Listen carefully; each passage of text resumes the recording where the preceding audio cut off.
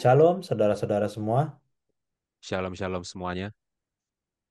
Puji Tuhan kita masih bisa belajar Sekolah Sabat bersama Impromptu dan kita masuk di pelajaran ke-9 ya dengan judul Menghidupkan Hukum.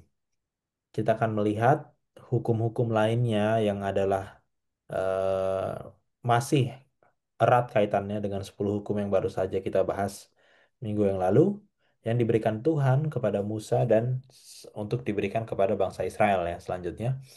Dan seperti biasa, sebelum kita mulai, Mas Yansan boleh pimpin kita dalam doa. Oke, mari kita berdoa. Bapa di surga, terima kasih. Engkau sungguh baik. Kami memohon, biarlah Engkau berikan kepada kami yang berbicara, kepada semua penonton, hikmat, pengertian, agar kami dapat beroleh pengetahuan dari pelajaran ini dan dapat memberikan pengajaran yang baik, pengajaran yang benar, menjadi pengharapan bagi kami dan dapat kami aplikasikan dalam kehidupan sehari-hari. Kami mohon ampunilah segala dosa dan kesalahan kami. Kami berdoa dalam nama Tuhan Yesus Kristus yang telah menebus kami dari dosa. Amin. Amin. Baik, monggo Mas Yansan. Ya, jadi kira-kira pelajaran kita pekan ini adalah eh, menerapkan 10 hukum dalam kasus-kasus spesifik, ya. Hmm. Tapi bukan berarti eh, ini hukum yang benar-benar terpisah dari 10 hukum, enggak ya. Di balik semua hukum-hukum yang spesifik ini, ya latar belakangnya tetap 10 hukum, ya, gitu. Oke, mari sama-sama kita baca Keluaran 21 ayat 1 sampai 2. Tentang hak budak Ibrani. Hak budak Ibrani. Inilah peraturan-peraturan yang harus kau bawa ke depan mereka. Apabila engkau membeli seorang budak Ibrani, maka haruslah ia bekerja padamu 6 tahun lamanya. Tetapi pada tahun yang ketujuh, ia diizinkan keluar sebagai orang merdeka, dengan tidak membayar tebusan apa-apa. Oke, kita baca dalam bahasa Ibrani. Oke. Ya, dikatakan di situ, Ve'ele hamishpatim, dan inilah mishpatim, asher tasim, yang kamu harus tetapkan lepanehem, ke hadapan mereka. Ya, oke. Jadi kata yang diterjemahkan sebagai peraturan-peraturan ya dalam bahasa Ibrani adalah mishpatim, ya. Dan mishpatim ini adalah bentuk jamak dari mishpat. Oke, jadi mishpat itu bentuk tunggalnya, bentuk jamaknya adalah mishpatim, ya. Akar katanya adalah safat. Safat. Safat itu adalah kata kerja yang artinya menghakimi. Oke. Maka kalau safat artinya menghakimi, maka mishpat artinya adalah keputusan pengadilan. Keputusan pengadilan. Ya, kalau dalam bentuk jamak mishpatim berarti keputusan-keputusan pengadilan. Ya. Jadi diterjemahkan sebagai peraturan-peraturan dia nggak salah ya, tapi kurang menggambarkan bahasa aslinya. Bahasa aslinya itu berkaitan dengan konteks pengadilan, keputusan-keputusan pengadilan. Inilah keputusan-keputusan pengadilan yang harus kau tetapkan di hadapan mereka, di hadapan bangsa Israel. Ya, ada juga yang menyebut ini sebagai hukum kasus. Ada yang menyebutnya sebagai hukum kasus. Ya, Yiri Moskala dalam pelajaran sekolah sahabat kita menyebutnya sebagai kode etik perjanjian. Ya, ada berbagai sebutan, gitu ya. Eh, ya, dan hukum ini muncul dalam form apabila, oke, bila begini maka begitu. Apabila begini kasusnya, maka begini responnya. Apabila begini kasusnya, maka begini batasannya, maka begini parameternya untuk kasus itu. Ya, paham maksudnya? Ya? Nah, secara definisi ya, mishpatim ini itu berurusan dengan kasus-kasus spesifik yang tidak ideal, yang situasinya tidak ideal.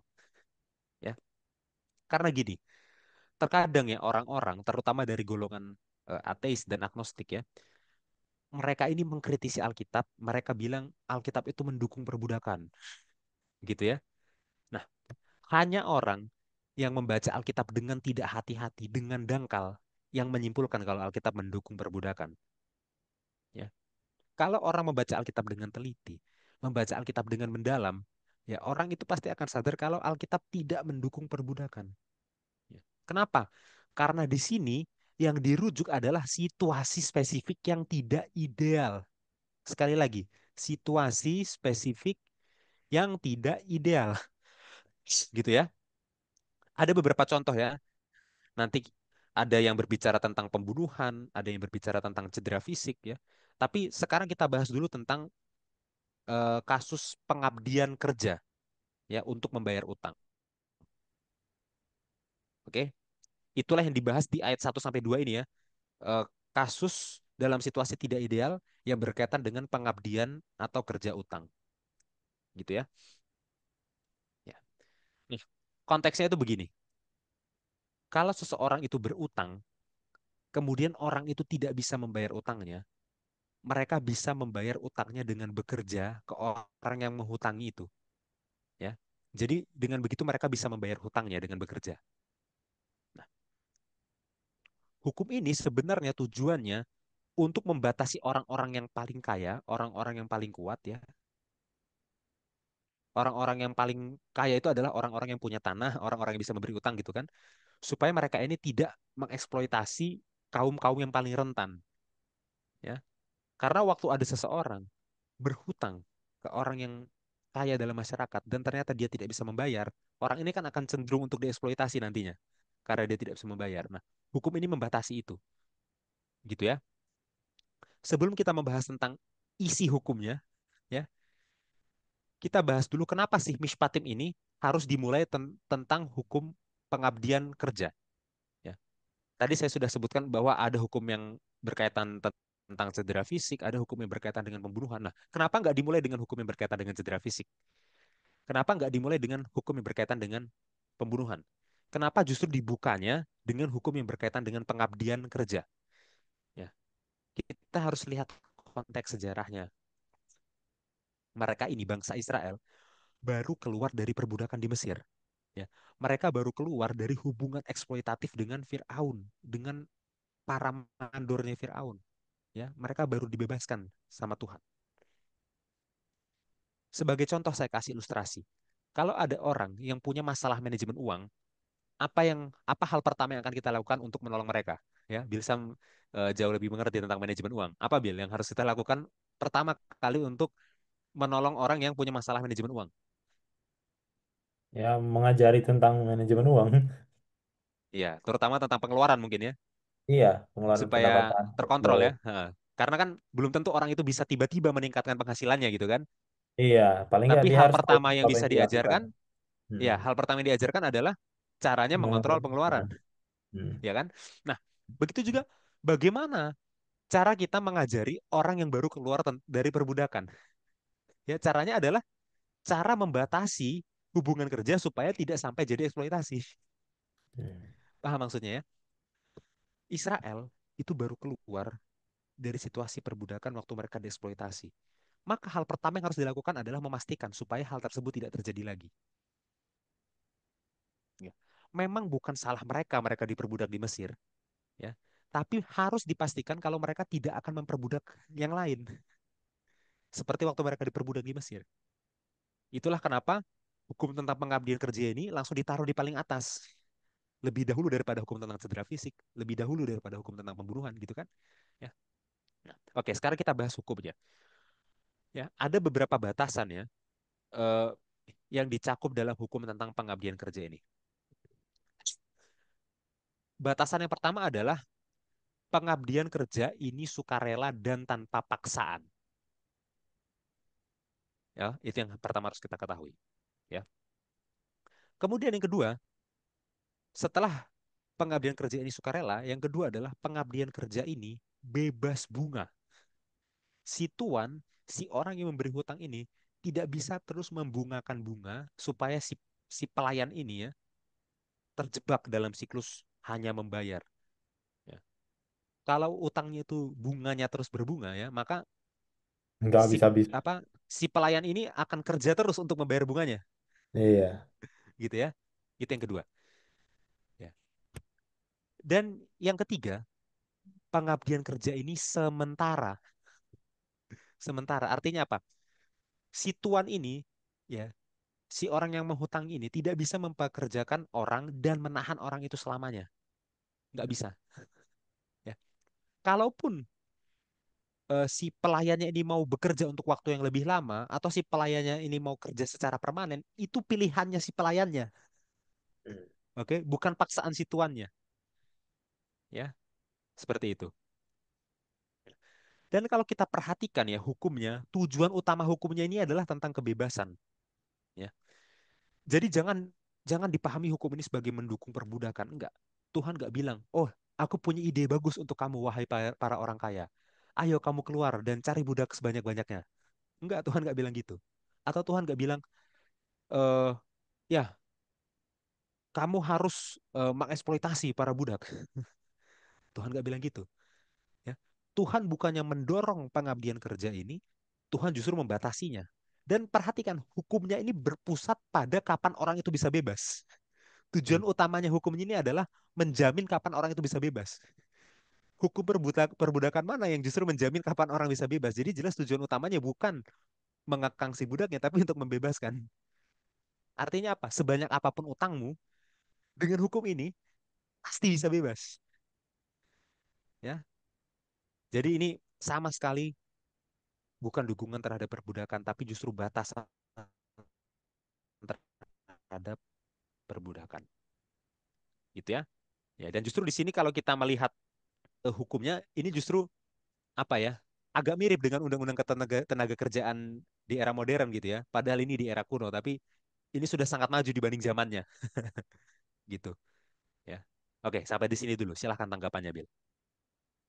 Ya, saya rasa itu clear up banyak isu ya, dan yang Mas Hansen bilang tadi itu benar. Dan bahkan mungkin bukan cuma dari kalangan ateis saja ya, dari saudara-saudara kita yang apa Abrahamik juga juga kadang-kadang memberikan isu yang sama gitu, tentang tentang concern yang sama tentang isu perbudakan ini. Dan nanti ini juga masalahnya, hukum yang ada di sini itu nanti akan sampai istilah yang sama ya tentang perbudakan, tentang pelayan, sampai nanti di perjanjian baru gitu, dan itu akan menjadi isu juga kan, tema yang sama tentang perbudakan, dan seolah-olah jadinya nanti eh, dikatakan oh Tuhannya orang Kristen itu mendukung perbudakan, ya kan. Dan apa namanya, isu perbudakan di dunia modern itu tuh berasalnya dari agama Kristen. Hmm. Kan mosi seperti itu, tapi ya saya rasa dengan ini sudah jelas ya bahwa ini situasional, dan ya seperti itu situasinya gitu. Tidak ada, bahkan sukarela sekali ya, mungkin itu ya salah satu elemen yang orang kalau nggak baca ayatnya dia nggak tahu bahwa ini tuh sukarela untuk melanjutkan itu, seolah-olah orang ini bekerja sampai selama-lamanya kepada tuannya itu kan. Mungkin itu Mas Hansen dari saya. Iya. Kalau di perjanjian baru yang menarik itu di Efesus pasal 6 ya. Eh, Iya, ya kita nggak usah baca ayatnya, tapi di Efesus pasal 6 bahkan Paulus sangat radikal. Paulus bilang, baik tuan maupun budak, dua-duanya sebenarnya adalah hamba. hamba, iya Hamba hamba. Tuhan. Hmm, Oke. Jadi tuan jangan merasa lebih tinggi dari hambanya. Karena baik tuan maupun hambanya, dua-duanya adalah hamba Tuhan. Status kalian sama di hadapan Tuhan. iya, Ya, iya, maka perlakukanlah hambamu itu, budakmu itu dengan baik. Dan di eranya Paulus, di era Greco-Roman abad pertama, oh budak itu properti. Ya. iya, Tapi Paulus bilang, orang Kristen tidak bisa seperti itu. Ya. Dan menyinggung dikit tentang isu perbudakan di era modern ya.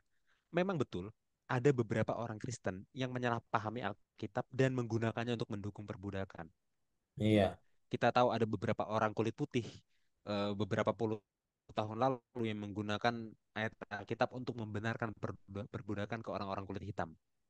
Ya, hmm, tapi itu bukan Alkitab yang salah, itu mereka yang salah tafsir. Mereka yang menyalahpahami ya. Tapi iya. Alkitabnya sendiri kalau dibaca dengan benar, dengan teliti, dengan mendalam, tidak mendukung perbudakan. Ya, Hmm, seperti itu. Ya, kita tidak mungkin membahas semua hukum yang ada di sini satu persatu secara mendetail ya, karena sangat banyak ya. gitu. Jadi kita akan membahas beberapa poin utama yang bisa membantu kita memahami teks ini gitu ya. Kita langsung lompat ke Keluaran 21 ayat 24 sampai 25.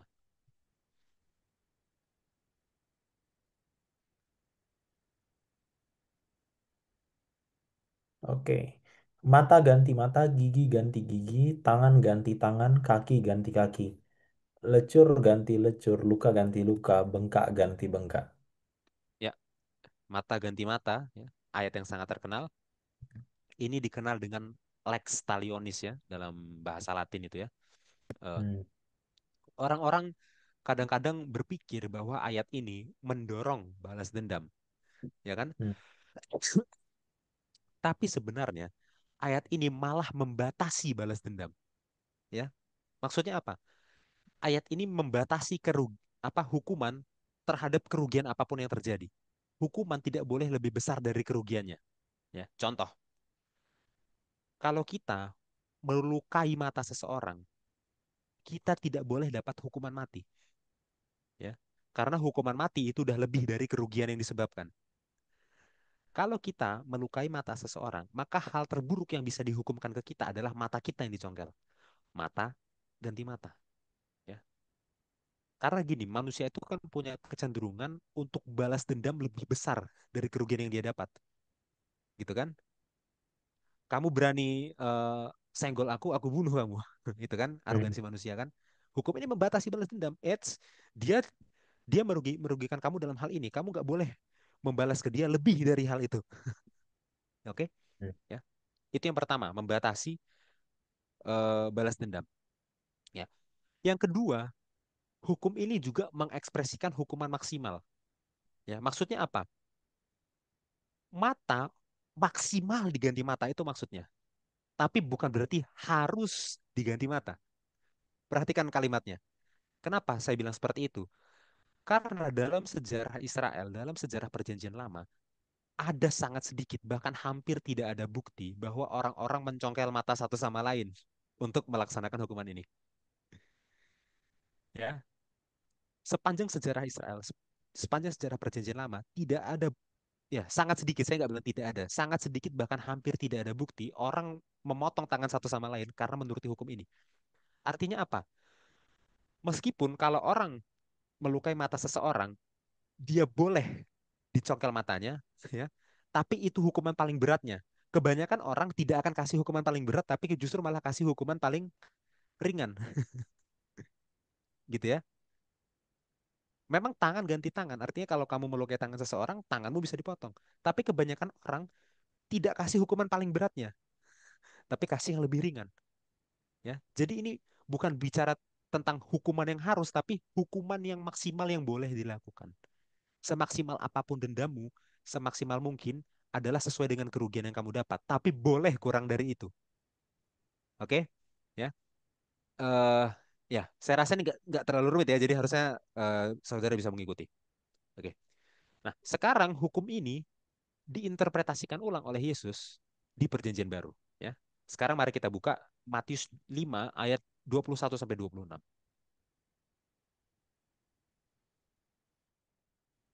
Matius 5 ayat 21 sampai 26. Hmm.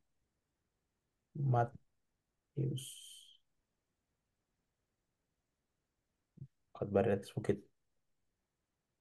Oke, ayat 21. Kamu telah mendengar yang difirmankan kepada nenek moyang kita. Jangan membunuh, siapa yang membunuh harus dihukum. Tapi aku berkata kepadamu, setiap orang yang marah terhadap saudaranya harus dihukum. Siapa yang berkata kepada saudaranya kafir harus dihadapkan ke mahkamah agama dan siapa yang berkata jahil harus diserahkan ke dalam neraka yang menyala-nyala.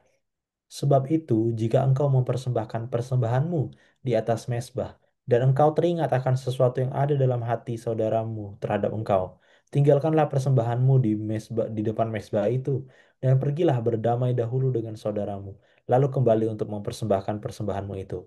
Segeralah berdamai dengan lawanmu selama engkau bersama-sama dengan dia di tengah jalan, supaya lawanmu itu jangan menyerahkan engkau kepada hakim, dan hakim itu menyerahkan engkau kepada pembantunya dan engkau dilemparkan ke dalam penjara.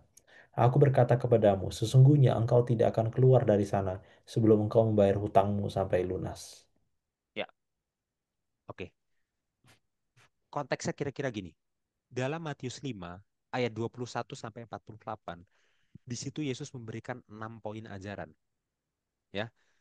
Dan dalam 6 poin ajaran itu, Yesus mengintensifkan, Yesus meningkatkan, Yesus memperkuat perintah atau larangan dari hukum Taurat. Ya, contohnya di sini, ya di Matius 5 ayat 21 sampai 26 yang baru kita baca. Yesus tidak membatalkan larangan membunuh, enggak. Tapi sebaliknya Yesus malah memperkuat larangan membunuh. Ya, kamu telah mendengar jangan membunuh. Yesus memperkuatnya dengan melarang bahkan marah yang merujuk kepada pembunuhan. Ya, jangan membunuh, ya, bukan dibatalkan tapi diperkuat dengan jangan marah. Karena jangan marah akan menjadi pagar sebelum membunuh. Kalau orang udah nggak marah, nggak mungkin dia membunuh kan gitu maksudnya ya. Ya, jadi waktu kita membaca Matius 5 ayat 21 sampai 48, ingat-ingat bahwa di sini Yesus mengintensifkan, Yesus meningkatkan, Yesus memperkuat apa yang sudah diajarkan oleh Taurat, bukan membatalkannya. Gitu ya. Oke, kita lanjutkan ke Matius 5 ayat 38.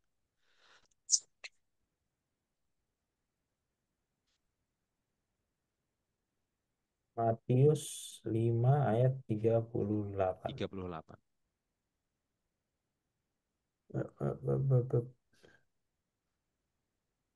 Kamu telah mendengar firman, mata ganti mata dan gigi ganti gigi. Ya, jelas sekali ya bahwa di sini Yesus mengutip Keluaran 21 ayat 24 yang tadi baru kita baca ya kan. Hmm. Yesus mengutip lex talionis. Tadi kita sudah belajar, hukum ini maksudnya untuk membatasi pembalasan. Ya, bukan mendorong pembalasan tapi membatasi pembalasan. Sekarang Yesus mengutip hukum ini dan justru malah memperkuatnya. Kalau hukum ini aslinya adalah membatasi pembalasan, Yesus membatasinya lebih lagi. Ya. Yesus membatasinya dengan justru bilang, kalau gitu nggak usah balas sama sekali. Ya, kalau awalnya hukumnya bilang sedendam-dendamnya kamu, kamu cuma boleh membalas maksimal sesuai dengan kerugiannya.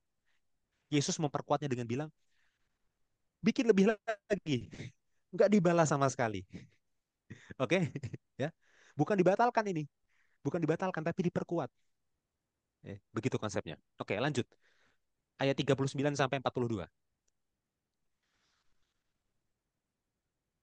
39 sampai 42. Tetapi aku berkata kepadamu, janganlah kamu melawan orang yang berbuat jahat kepadamu. Melainkan siapapun yang menampar pipi kananmu, berilah juga kepadanya pipi kirimu. Dan kepada orang yang hendak mengadukan engkau karena mengingini bajumu, serahkanlah juga jubahmu. Dan siapapun yang memaksa engkau berjalan sejauh 1 mil, berjalanlah bersama dia sejauh 2 mil. Berilah kepada orang yang meminta kepadamu, dan janganlah menolak orang yang mau meminjam daripadamu. Ya, jangan kamu melawan orang yang berbuat jahat kepadamu. Jangan membalas. Ya, Hmm. dulu kamu telah mendengar mata diganti maksimal dengan mata. Balas dendammu harus dibatasi, nggak boleh lebih dari kerugianmu. Sekarang diperkuat batasannya lebih lagi, nggak balas sama sekali. Ya, Hmm. dan Yesus kasih tiga contoh untuk tidak melawan orang yang berbuat jahat. Ya, contoh yang pertama adalah bagi yang menampar pipi kananmu, berikan kepadanya pipi kirimu. Ya, hukuman paling berat yang bisa dikasih untuk orang yang menampar pipi kanan apa? Apa Bil? Ya, tampar balik di kanan. Tampar balik, oke? Jadi menurut eh, tadi ya keluaran, orang yang menampar pipi kanan maksimal kita bisa balas adalah tampar pipi kanannya, nggak boleh lebih. Sekarang Yesus bilang, kalau gitu kita kita bikin standarnya naik. Gimana kalau kita nggak balas sama sekali, kasih pipi kiri, Hmm. ya? Contoh yang kedua, bagi orang yang hendak mengadukan engkau karena mengingini bajumu, serahkan jubahmu, ya. Hmm. Menurut keluaran tadi, kalau orang mengambil baju kita, apa yang harus kita lakukan berarti, Bil? Ambil bajunya. Ambil bajunya, nggak boleh lebih dari itu ya. Hmm. Balas dendamnya harus dibatasi, nggak boleh orang ambil baju kita kita bunuh. Wah, itu udah berlebihan. Ya, orang ambil baju kita, maksimal pembalasan dendam kita adalah ambil bajunya. Yesus bilang, gimana kalau nggak usah maksimal? Gimana kalau kita bikin paling minimal, kita kasih justru jubahnya juga. Oke, contoh yang ketiga. Siapapun yang memaksa engkau berjalan sejauh 1 mil, berjalanlah bersama dia sejauh 2 mil. Ya, jadi poinnya adalah memang betul perjanjian lama bilang satu kerugian boleh dibalaskan maksimal segini. Tapi Yesus bilang, ambil minimalnya. Diperkuat lagi batasannya sama Yesus. Ya, itu konsepnya ya. Dan ini jangan dipahami sebagai Yesus membatalkan. Enggak, bukan membatalkan, memperkuat. Ya, oke. Lanjut, Matius 5 ayat 43 sampai 48.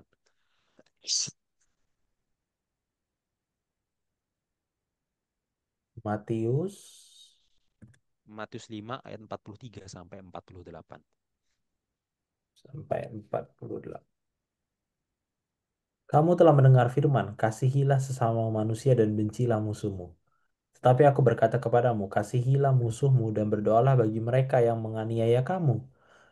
Karena dengan demikian kamu menjadi anak-anak Bapamu yang di sorga, yang menerbitkan matahari bagi orang yang jahat dan orang yang baik, dan menurunkan hujan bagi orang yang benar dan orang yang tidak benar. Apabila kamu mengasihi orang yang mengasihi kamu, apakah upahmu? Bukankah pemungut cukai juga berbuat demikian? Dan apabila kamu hanya memberi salam kepada saudara-saudaramu saja, apakah lebihnya daripada perbuatan orang lain? Bukankah orang yang tidak mengenal Allah pun berbuat demikian? Karena itu haruslah kamu sempurna, sama seperti Bapamu yang di sorga adalah sempurna. Ya, kasihilah musuhmu. Perintahnya kan, kasih kepada semua orang, bahkan musuh sekalipun. Ya, inilah ungkapan tertinggi ketaatan terhadap Taurat, ungkapan tertinggi kesetiaan terhadap Taurat ya. Dan tadi saya sudah bilang ya, dalam Matius 5 ayat 21 sampai 48, Yesus itu memiliki 6 poin ajaran ya. Ada 6 ajaran dari Taurat yang Yesus perkuat, gitu kan? Tapi puncaknya ada di sini. Puncaknya ada pada mengasihi musuh ya. Dan berbicara tentang aplikasi perintah ini ya, itu sangat mudah bagi kita untuk mencari celahnya. Maksudnya apa? Kasihilah musuhmu kecuali ya, kecuali. Jadi ya, kecuali musuh militer itu mungkin nggak termasuk lah. Ya, kasihilah musuhmu kecuali yang udah bener-bener nyakitin itu mungkin nggak termasuk lah ya. Kalau musuhnya masih musuh yang sekedarnya boleh, tapi kalau udah terlanjur nyakiti nggak termasuk lah ya harusnya. Tapi ayat ini nggak ada kriteria lain-lain. Kasihilah musuhmu, udah ya. Maksudnya apa? Perintah ini meruntuhkan penghalang antar manusia. Ya, kalau diperintahkan untuk kasihilah musuhmu dan nggak ada batasan, berarti kan sebenarnya itu secara nggak langsung bilang kamu harusnya nggak punya musuh lagi. Ya, musuh itu bukan lagi musuh kalau kamu kasih, ya kan? Jadi nggak ada lagi tuh kategori apa apa eh, us versus them. Ya, kita melawan mereka ya. Apa? Jadi ada pemisahan antar kelompok, pemisahan eh, antar apa ras, pemisahan antar golongan. Ya nggak ada yang musuh. Bahkan kalaupun musuh jangan yang musuh lagi, kasihi. Ya, seperti itu ya. Nah, dihubungkan dengan hukum pembalasan tadi, biasanya orang yang menyakiti kita itu musuh kita kan. Biasanya kan gitu kan, ya. Orang ini saya pakai pakai contoh ekstrim ya. Orang yang melukai mata kita lah musuh kita. Makanya kita harus mencongkel matanya balik, ya. Memang betul, itulah yang paling maksimal kita boleh lakukan, nggak boleh lebih dari itu. Tapi kalau kita mengasihi musuh kita nggak akan kasih maksimalnya. Kita kasih minimalnya. Minimalnya apa? Nggak dibalas sama sekali, ya. Gitu ya. Ya, sampai sini silahkan tanggapannya, Bil. Iya, dan saya rasa ini yang paling sulit untuk dilakukan ya. Dan mungkin itu alasannya kenapa ini adalah poin tertinggi. Dan tadi Mas Hansen bilang ini adalah ungkapan tertinggi penurutan hukum Taurat. Karena ya manusia itu suka membalas ya. Menurut saya secara pribadi.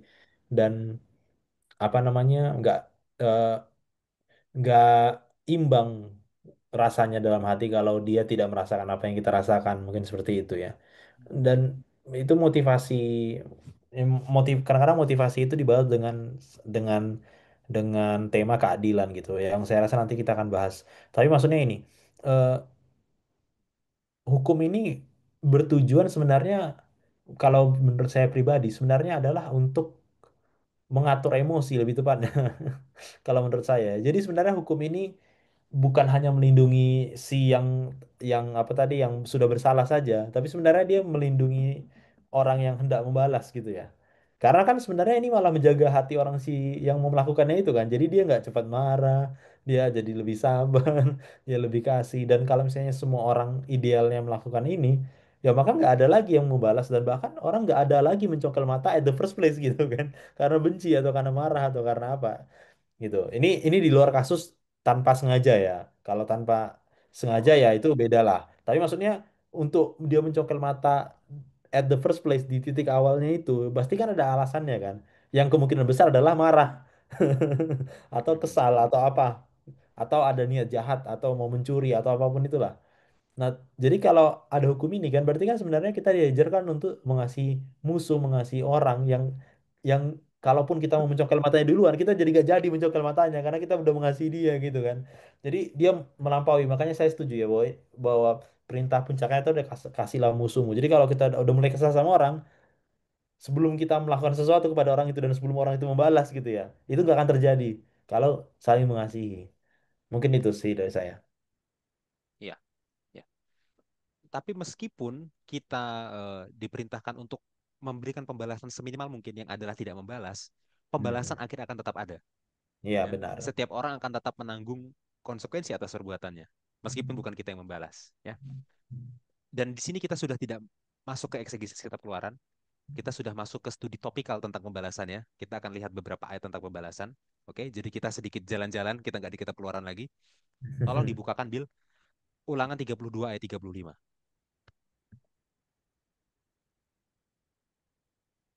Ulangan 32 ayat tiga Tiga puluh puluh lima. lima Ya, sebentar. Hmm.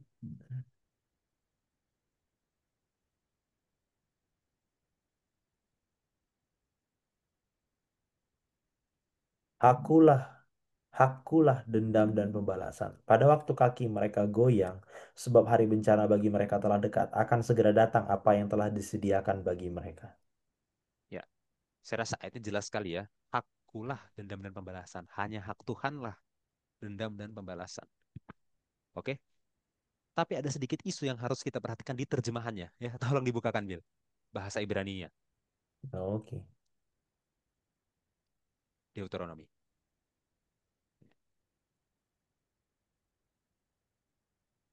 35. Yep. Oke, saya bacakan ya. Saya akan bacakan kalimat pertama aja. Hmm. Li nakam veshilem. Li bagikulah nakam balas dendam, veshilem dan pembalasan. Ya, artinya terjemahan bahasa Indonesianya sudah sesuai dengan bahasa Ibraninya. Ya, jadi kalau gitu kenapa kita harus buka bahasa Ibraninya kalau udah sesuai? Karena saya mau menunjukkan satu terjemahan lain yang berbeda dari bahasa Ibraninya. Tolong dibukakan Septuagintanya, Bin. Ya. Bagi saudara-saudara yang belum tahu, Septuaginta adalah terjemahan bahasa Yunani dari Perjanjian Lama yang aslinya bahasa Ibrani. Ya, jadi Perjanjian Lama dari bahasa Ibrani diterjemahkan ke bahasa Yunani. Dan ini adalah terjemahan yang punya nilai sejarah karena ini terjemahan yang kuno, ya, sudah diterjemahkan bahkan 300 tahun sebelum Yesus lahir ke bumi, gitu ya. Septuaginta. Ya dikatakan en imera ekidik ekidikis theos, sorry, ya bahasa Yunani saya nggak sebagus bahasa Ibrani, tolong maafkan. En imera ekdikiseos, pada hari pembalasan dendam, ya, anatapodoso, aku akan membalaskannya. Ya, jadi Septuagintanya bilang pada hari pembalasan dendam aku akan membalaskannya. Septuaginta tidak menerjemahkan secara literal dari bahasa Ibrani, tapi memparafrasenya, menambahkan sedikit penafsiran. Septuaginta menambahkan keterangan waktu. Septuaginta menambahkan keterangan pada hari pembalasan. Ya, jadi bukan hanya seperti bahasa Ibrani, bahasa asli, hak Tuhanlah dendam dan pembalasan. Septuaginta bilang pada hari pembalasan Tuhan akan membalas. Ya, bukan hanya siapanya, tapi kapannya. Ya, menarik ya cara Septuaginta menerjemahkannya. Ya.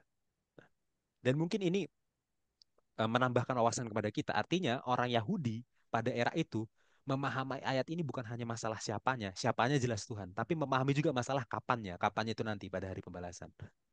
Ya ada pemahaman itu dari cara mereka menerjemahkannya. Oke, nah Dan ayat ini dikutip oleh Paulus di Roma 12 ayat 19. Nah, bagaimana Bil cara Paulus mengutip ayat ini? Apa yang Paulus interpretasikan terhadap ayat ini di suratnya terhadap jemaat Roma? Silahkan Bil. Kalau kita lihat di kitab Roma ya, eh, ini saya buka dari komentarinya N.T. Wright. Ini nggak akan sepanjang yang kemarin kok, saudara. Ini lebih Iya, singkat iya. karena memang ayatnya cuma satu.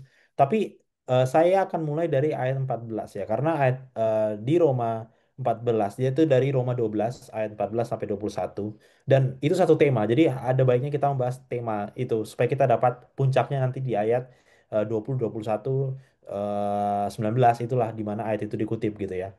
Dan temanya dari Roma 12 ayat 14 sampai 21 itu adalah kehidupan Kristen di tengah-tengah masyarakat.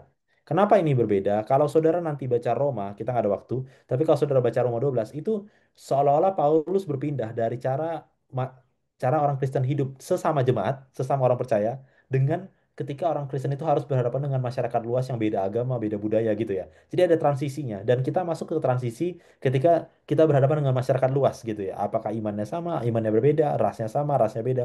Pokoknya masyarakat luas. Nah, di ayat 14 dia bilang, berkatilah siapa yang menganiaya kamu, berkatilah dan jangan mengutuk. Gitu ya. Jadi dia berpindah dari komunitas Kristen, dari jemaat kepada komunitas luas. Dan di sini dia bilang bahwa eh, kita itu harus memberkati, bahkan kita tidak boleh membenci orang lain. Yang di luar, bahkan di luar kekristenan itu sendiri. Gitu kan. Dan walaupun sebenarnya nggak ada dari ayat ini sebenarnya nggak ada bukti bahwa ada penganiayaan di tahun 50-an gitu ya secara sejarah kepada jemaat Roma secara khusus di mana dia kirimkan surat. Tapi penganiayaan itu pasti ada bagi mereka yang setia kepada Yesus. Jadi in case ada penganiayaan, nih kamu dipersekusi atau apa gitu ya, kamu jangan mengutuk mereka yang menganiaya, karena itu udah sewajarnya itu in a sense bahwa kamu tuh memang akan dibenci oleh dunia ini gitu ya. Jadi kamu ngapain balas itu? Karena kamu pengikut Yesus, kamu akan dibenci. Jadi responnya itu bukan kutukan, tapi malah respon berkat. Kita berkati mereka. Ya, mungkin responnya sama dengan Tuhan Yesus ya ketika disalib ya. Ampunilah mereka sebab mereka tidak mengetahui gitu kan. Yesus tidak mengutuk. Lalu di ayat 15 dikatakan, bersukacitalah dengan orang yang bersukacita dan menangislah dengan orang yang menangis. Hendaklah kamu sehati sepikir dalam hidupmu bersama. Jangan kamu memikirkan perkara-perkara yang tinggi, tetapi arahkanlah dirimu kepada perkara-perkara yang sederhana. Janganlah menganggap dirimu pandai. Maksudnya apa? Orang Kristen itu nggak boleh mengasingkan diri. Ya kalau konteksnya kalau ada orang bahagia kita ikut bahagia. Kalau ada orang pesta kita ikut mereka pesta. Kalau ada orang yang sedih meninggal ya kita harus turut sedih gitu ya. Kita harus berpartisipasi dalam emosi orang lain juga gitu. Dan janganlah pikirkan perkara-perkara yang tinggi. Maksudnya apa? Jangan buat batasan. Jangan karena kita terlalu berbeda dengan mereka jadinya kita eksklusif gitu. Malah kita harus bangun jembatan gitu ya. Itu. Lalu ayat 17 dikatakan, janganlah membalas kejahatan dengan kejahatan, lakukanlah apa yang baik bagi semua orang. Ini sangat identik dengan yang baru kita bahas tadi ya, di ayat 17-nya. Sedapat Perkataan dapat, Yesus. ya, dan yang Yesus bahas di Sermon on the Mount, di khotbah di atas bukit tadi. Sedapat dapatnya, kalau hal itu bergantung kepadamu, hiduplah dalam perdamaian dengan semua orang.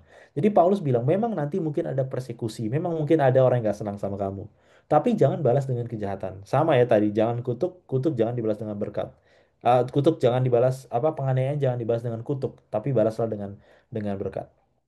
Nah, dan di sini ada poin yang menarik ya dari anti-red komentarinya dia bilang, walau ada saatnya standar Kristen tidak sejalan dengan dunia, orang percaya dipanggil untuk tetap menunjukkan moralitas tertinggi.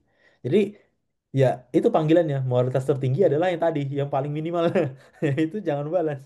Gitu kan. Itulah moralitas tertinggi standar hidup Kristen. Sejauh mungkin, sebisa mungkin gitu ya.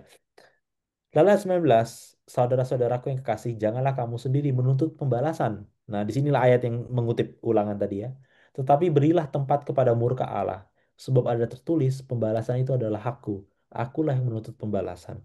Ayat 20, tetapi jika seterumu lapar, berilah dia makan. Jika ia haus, berilah dia minum. Dan dengan berbuat demikian, kamu menumpukan bara api di atas kepalanya. Ini sangat terkenal ya, ayat yang ayat 20 ini. Jadi di sini Paulus itu masuk lagi dengan tema yang sama ya. Tadi kan kutuk apa penganiayaan jangan dibalas dengan kutuk, lalu jangan membalas, berbuatlah baik kepada semua orang gitu ya. Di ayat sebelumnya dan sekarang dia ulangi lagi masih dalam konteks yang sama. Dan dia menambahkan Ulangan 32 ayat 35 tadi pembalasan adalah hak Tuhan gitu kan. Jadi di sini poinnya itu bukan berarti, nah ini yang penting bagi kita ya. Paulus tuh bukan berarti mengendorse gak ada keadilan. Oh ya udahlah karena semuanya balasan Tuhan, ya udah berarti gak ada gunanya judicial apa organization gitu, nggak ada gunanya gitu. Apa organisasi yuridis di negara keadilan manusia itu nggak ada gunanya. Bukan itu. Tapi yang Paulus bilang itu adalah melarang melakukannya secara sepihak demi keuntungan pribadi. Nah, itu lebih ke situ poinnya, gitu ya. Dengan kata lain, jangan ambil alih posisi hakim. Jadi dalam kita berhubungan dengan masyarakat, kita berhubungan dengan orang lain. Mungkin ada orang lain berbuat salah atau ada ada apa namanya orang lain yang berbuat sangat berbahaya bagi kita, sangat sakit hati gitu ya. Dan dan keadilan harus ditegakkan. Nah, bukanlah tugas kita untuk menegakkan keadilan itu. Karena ketika kita berusaha untuk menegakkan keadilan dengan motif pribadi, nanti ada motif pembalasan, akhirnya kelewatan. Nah, akhirnya tadi yang tadi hukumnya dilanggar gitu ya. Hukum yang maksimal itu nggak jadi mata ganti mata, malah malah lebih. Nah, tapi Hmm. uniknya sebagai gantinya Paulus menawarkan jalan yang lebih mengejutkan. Jika musuhmu lapar, berilah dia makan. Jika haus, berilah dia minum. Jadi ini bukan hanya menolak balas dendam untuk kepentingan pribadi ya dalam konteks ini, sepihak gitu ya, suka-suka kita, tetapi juga membuka kemungkinan meluluhkan hati musuh lewat kebaikan.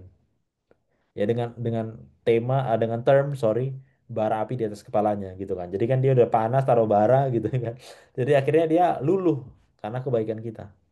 Jadi apa namanya eh, kebaikan itu bukan hanya sikap ini ya yang tepat, melainkan juga menjadi alat Allah untuk mengubah hati musuh. Jadi temanya masih sama ya. Manusia berbuat, manusia itu di sepanjang kitab Roma, manusia itu pada dasarnya sudah berdosa, manusia itu semua orang itu jatuh dalam dosa gitu ya. Nah, dalam kita berinteraksi dengan orang yang juga adalah pendosa dan mungkin mereka tidak mengenal Yesus. Nah, kita harus mengajarkan Yesus kepada mereka dengan apa? Berbuat baik. Malah itu mungkin menjadi cara Allah untuk dia mengenal Yesus. Jadi temanya tuh itu. Ketika Paulus berbicara ini ya, mengubah hati musuh gitu ya. Dan puncaknya adalah janganlah kamu kalah terhadap kejahatan, tapi kalahkanlah kejahatan dengan kebaikan. Di sini Paulus tidak lagi berbicara kasus ya, tapi dia lebih berbicara hal-hal yang abstrak gitu. Jadi ideologi kejahatan dibalas dengan kejahatan, jangan, malah harus dibalas dengan kebaikan. Jadi boleh kamu balas, tapi jangan balas dengan kejahatan, malah ideal ya, balas dengan kebaikan. Kenapa? Karena Allah sendiri mengalahkan kejahatan bukan dengan kejahatan yang lebih besar, melainkan dengan kasih dan kebaikan yang radikal dalam Yesus. Dan di sini Anti Wright bilang kemungkinan besar Paulus itu ingat apa yang Yesus lakukan, terutama terhadap dirinya sendiri karena kan dia memenjarakan orang-orang kan dan dia mendapatkan belas kasihan gitu. Jadi dia merasakan sendiri kalau kejahatan itu dibalas dengan kebaikan itu seperti apa dalam pribadinya gitu. Sehingga dia bilang kepada suratnya Roma, ya udah inilah inilah kita contoh apa yang Yesus lakukan, yang sudah Yesus lakukan. Jadi sangat identik ya ketika Yesus di tadi Mas Yansen ceritakan di khotbah di atas bukit itu kan dia belum belum belum berkorban, belum mati gitu ya. Dan Paulus ini kan Hmm. setelah Yesus mati. Jadi Paulus melihat ke belakang, Iya. bisa kita bilang ya. Yesus ngomong itu bukan cuma omong-omong doang, omong-omong doang. Dia malah melakukannya setelah dia ngomong-ngomong standar tertinggi. Dia malah lakukan standar tertinggi. Dan kita sebagai orang Kristen hidup di tengah masyarakat, malah kita harus meniru Yesus. Mungkin itu, Mas Hansen. Ya. Ya, oke. Terima kasih, Bill. Ya. Dan sedikit komentar tentang ini ya, tentang fungsinya pengadilan ya dalam Hmm. konteks kehidupan kita ya. Surat Roma sendiri apa ya, membahas tentang kepatuhan kepada pemerintah. Ya kan? Betul. Coba tolong ditampilkan dulu Roma 13. Roma 13 tanpa kita baca ayatnya. Ya. Yap.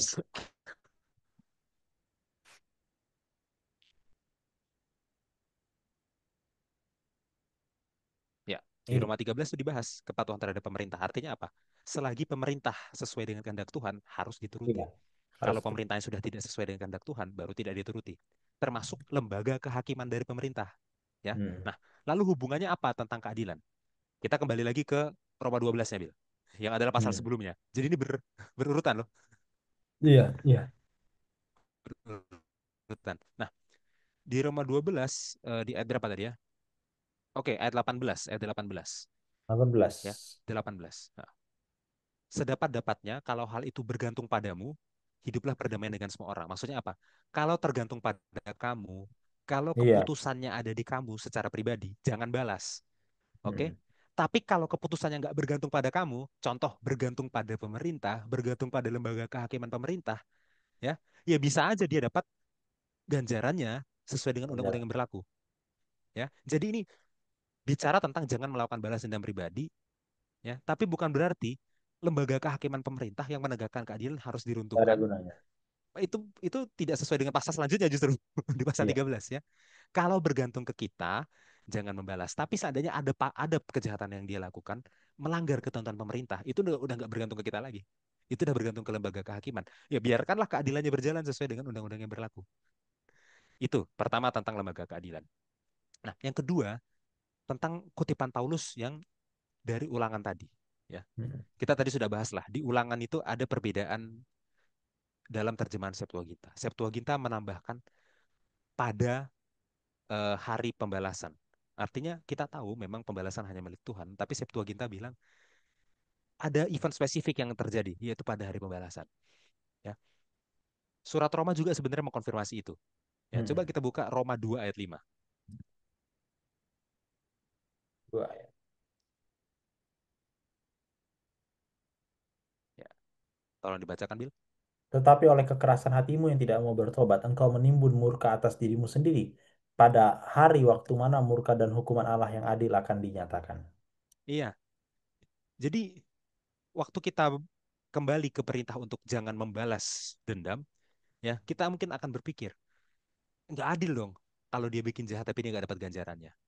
Lalu dikutiplah ulangan. Ulangan bilang pembalasan kan hanya milik Tuhan, biar Tuhan yang membalas. Ya, lalu kita masih bertanya-tanya, tapi kapan? Tapi kapan? Nah, Alkitab nggak hanya bilang Tuhan yang membalas, Alkitab juga bilang kapan akan dibalasnya. Ya, ditunjukkan dari terjemahan Septuagintanya ulangan, tapi dikonfirmasi juga oleh surat Roma sendiri. Ada hari di mana murka Allah dan hukuman Allah akan dinyatakan. Kan ada harinya di mana semua orang akan dibalas sesuai dengan kejahatannya. Ya, kecuali yang bertobat. Makanya ayatnya bilang bagi yang tidak bertobat. Artinya apa? Kita jangan saling membalas. Nanti kalau orang yang menyakiti kita ini tidak bertobat, dia akan dapat balasannya Tuhan yang balas. Oke, Tuhan Hmm. yang balas, tapi kapan? Ada harinya nanti hari pembalasan. Ya, kalau masih kurang juga, kita kembali ke perkataan Yesus sendiri. Kita buka Matius 16 ayat 27. Ayat 27. Sebab anak manusia akan datang dalam kemuliaan Bapaknya diiringi malaikat-malaikatnya. Pada waktu itu ia akan membalas setiap orang menurut perbuatannya. Oke ya, jelas ya. Jadi perintah untuk jangan balas dendam itu bukan sebuah ajaran teologi bahwa orang tidak akan dibalas menurut perbuatannya. Hmm. Oh, enak aja. Enak aja. Enggak. Pada akhirnya prinsipnya akan sama. Mata ganti mata, nyawa ganti nyawa itu akan sama akhirnya. Cuman akhirnya bukan kita lagi yang melakukannya. Yang melakukannya entah lembaga pengadilan pemerintah, kalau itu nggak tergantung ke kita, atau Tuhan, bisa jadi di dunia ini dia dapat upahnya, atau kalaupun nggak di dunia ini akan ada harinya. Ya, jadi saudara tenang, kalaupun saudara nggak membalas, ya akan ada pembalasannya. Alkitab melarang kita balas dendam, tapi Alkitab nggak anti pembalasan. Ya, Ya. ada satu pepatah Jawa yang saya sangat suka ya, lemah teles. Apa artinya lemah teles, Bil? Mana aku tahu. Lemah itu artinya adalah tanah, teles itu artinya basah. Ya, mungkin saudara bingung, apa tanah basah? Ya, tapi ini semacam pantun kalau di bahasa Jawa. Lemah teles, Gusti Allah sing bales. Ya gitu ya. Oh Itu sangat alah. terkenal. Sangat terkenal dalam bahasa Jawa ya. Semua orang-orang tua Jawa pasti tahu itu ya. Lagi, Bil. Silakan Bil tanggapi lagi. Iya. Dan ini ya, saya sangat suka yang terakhir ini. Alkitab mengajarkan untuk jangan balas bukan berarti pembalasan itu tidak ada. Dan dan kadang-kadang kita ini, Mas Yansen saya lihat ya, ini kan kita berpikir mempraktekannya. Nah, kita tuh kadang-kadang susah gitu mempraktekkan ini in a sense gini. Oh, diajarkan jangan membalas, tapi kok ngeselin nih orang gitu ya. Dan Nah, dan dan kadang-kadang ya tapi ini menurut saya sangat subjektif ya tergantung kasus. Saya ada mendapati beberapa orang yang begini, dia kena kasus mungkin orang itu mencuri atau apa dan dia mau proses secara hukum gitu ya atau apa secara hukum tapi along the way ketika dia memproses secara hukum dia malah pikir aduh ngapain lah saya kayak gini ya udahlah biarin aja ngerti gak sih jadi akhirnya dia hmm, memaafkan orang itu di tengah jalan ketika dia mau memproses secara hukum tapi ada juga yang akhirnya memproses secara hukum dan memang dia dapat balasan yang sesuai gitu dengan balasannya. Dan ada juga yang memproses secara hukum dan dia tidak mendapatkan balasan sama sekali gitu ya. Karena ya kita iya, tahu iya, sendiri iya. hukum hukum manusia itu terbatas ya dari manusia dan penuh dosa apalagi hukum negara ini gitu kan. Ya. Iya. Ya, itu sangat Ya, saya timpang.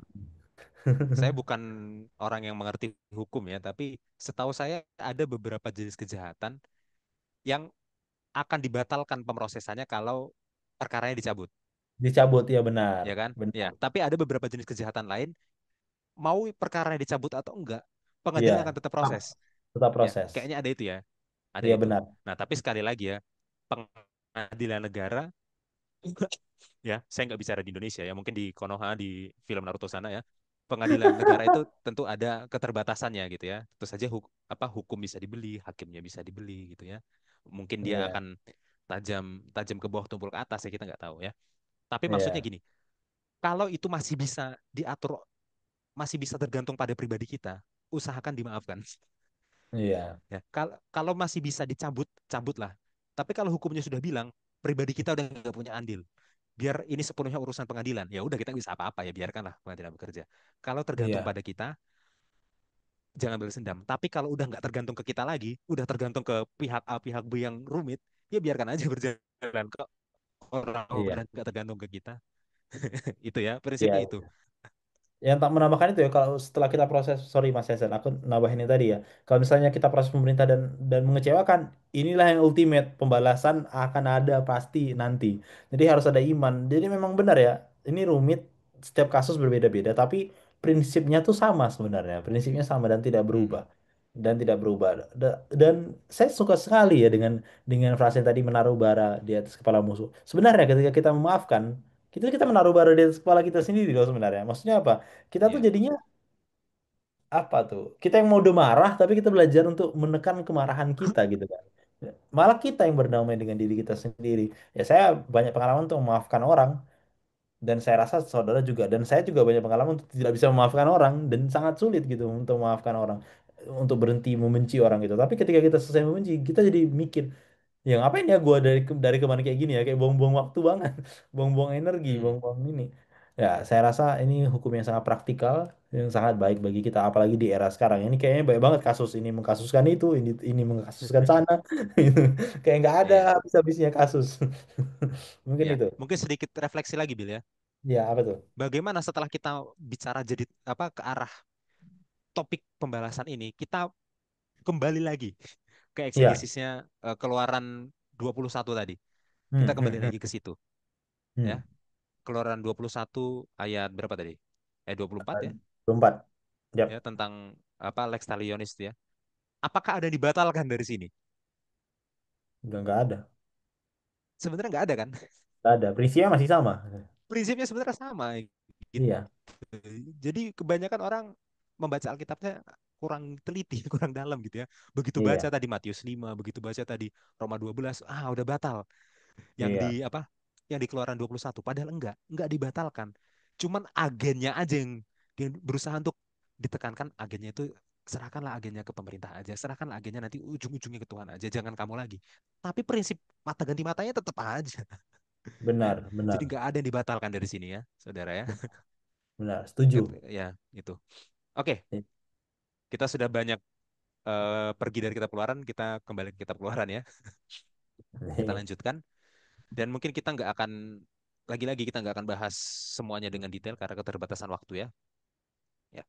Ada beberapa poin yang mau disampaikan, kita nggak usah baca ayatnya juga karena itu panjang ya. Yang pertama dalam Keluaran 21 ayat 23 sampai 22 ayat 15 ya. Di situ ada lebih banyak hukum yang berkaitan dengan situasi hak milik ya. Situasi spesifik tentang kasus-kasus hak milik ya. Banyak contohnya. Contohnya bagaimana kalau ada sapi jantan menyerang sapi jantannya tetangga. Gimana menanganinya? Contohnya adalah kalau ada orang yang mencuri hewan peliharaan kemudian dijual, menanganinya gimana? Ya. Kemudian kalau ada hewan, ya, hewan dari seseorang makan rumput dari ladangnya orang lain, mencuri rumput gitu kan? Kasusnya gimana? Ya. Atau ada hewan yang terluka, hewan yang mati, kasusnya gimana? Ya. Ini banyak sekali, ya. Kita nggak akan bahas kasus per kasus ya, tapi prinsipnya sebenarnya sama. Sama dengan 10 hukum, sama dengan hukum pembalasan, prinsipnya sama. Ya. Jadi waktu saudara baca ulang ini, ya, jangan bingung kenapa diterapkannya seperti ini ya. Enggak, perhatikan lagi 10 hukum, perhatikan lagi prinsip keadilan dari hukum Lex Talionis itu ya, ya kira-kira hukumnya diterapkan seperti itu karena prinsipnya seperti yang di 10 hukum, seperti yang di Lex Talionis, gitu ya. Hmm. Itu. Kemudian selanjutnya di Keluaran 22 ayat 16 ya sampai Keluaran 23 ayat 9. Ya, di situ ada lebih banyak hukum lagi tentang masalah-masalah yang berbeda ya, bahkan jauh lebih spesifik ya. Ada hukum untuk jangan merendahkan orang lain, jangan mempermalukan orang lain. Ya, jadi Tuhan bahkan sangat spesifik tidak ingin eh, ya ada eksploitasi dalam bentuk apapun.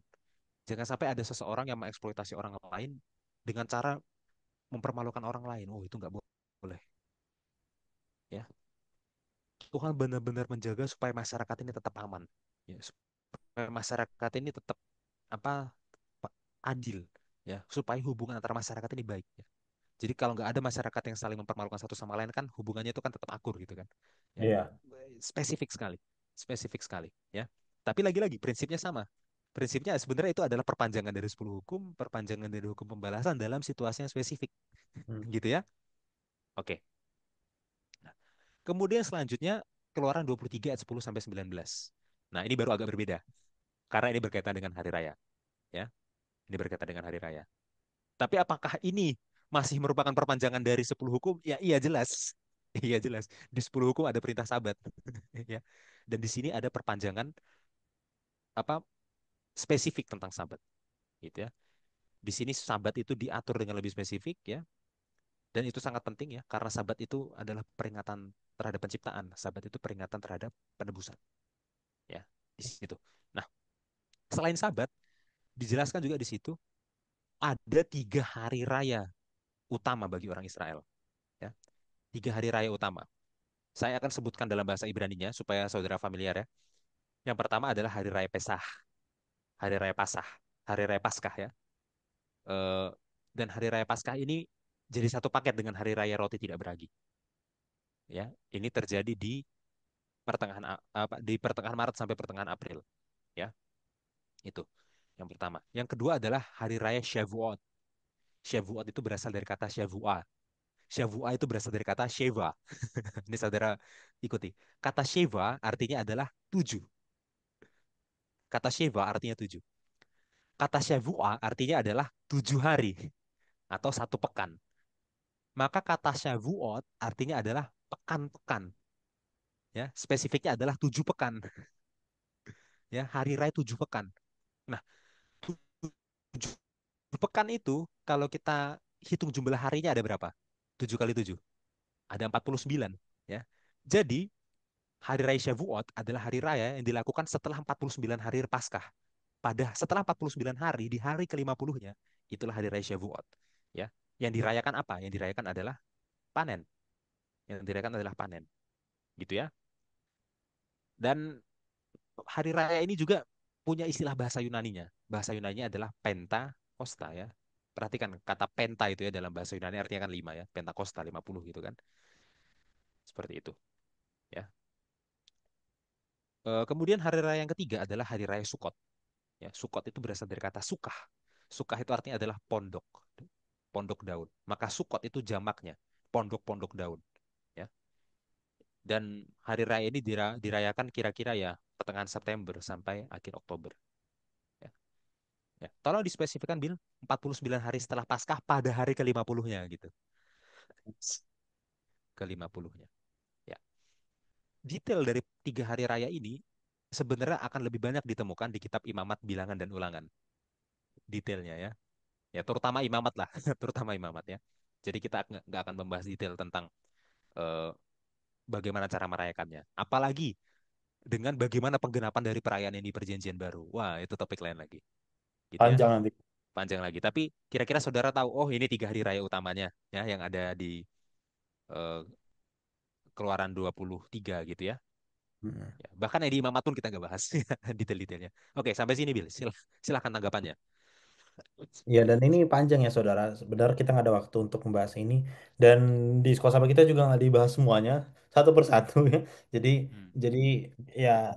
Tapi paling nggak saudara tahu lah bahwa ada hukum-hukum lain yang lebih spesifik. Dan mungkin saudara bertanya kenapa Tuhan mengatur sespesifik itu. Yang pertama, kalau dari saya pribadi ya, itu tadi Mas Hansen udah bilang, Tuhan ingin semuanya terjaga. Dan kita perlu ingat bahwa dalam konteks ini, jenis pemerintahan bangsa Israel itu adalah teokrasi gitu ya. Dan itu kita harus benar-benar tahu bahwa Tuhanlah yang langsung mengatur hubungan mereka apa namanya beragama dan sipil sekaligus sipilnya berhubungan antar masyarakat dan eh, apakah artinya oh karena sekarang Tuhan itu tidak teokrasi lagi maksudnya masih kita ada presiden ada raja atau apalah di antara negara di mana kita tinggal gitu maka hukum ini tidak berlaku enggak karena sebenarnya tadi balik lagi ke dasarnya bahwa hukum ini kan sebenarnya adalah ekstraksi dari 10 hukum gitu kan. Mungkin implementasinya tidak bisa sama seperti bangsa Israel pada saat itu. Nanti ketika saudara baca yang sapi, yang jantan, yang itu, nah itu ada implementasi khusus menurut saya yang nggak bisa kita terapkan sekarang gitu ya.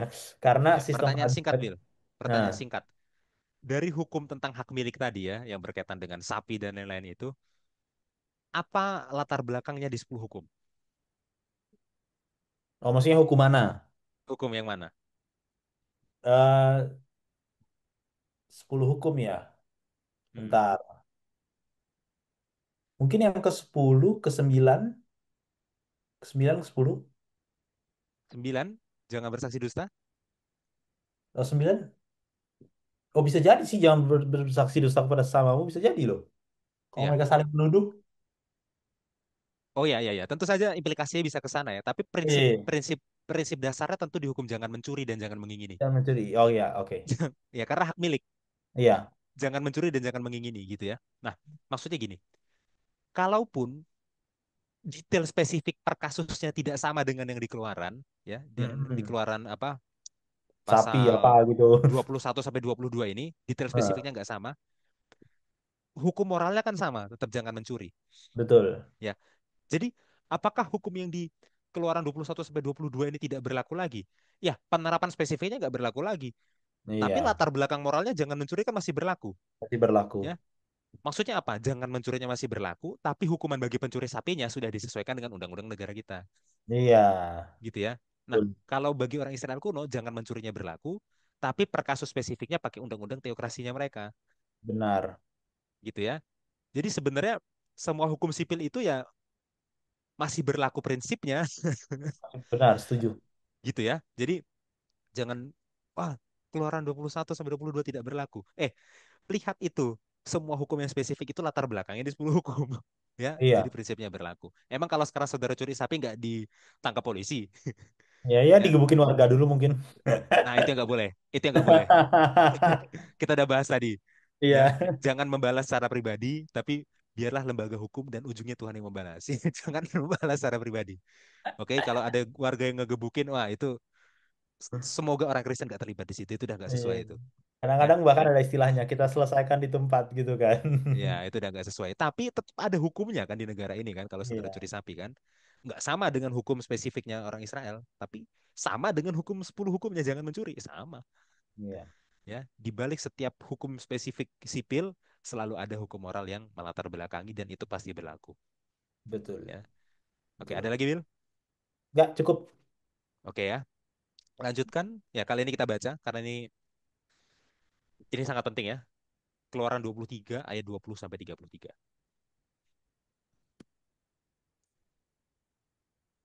Ayat 30 sampai 33.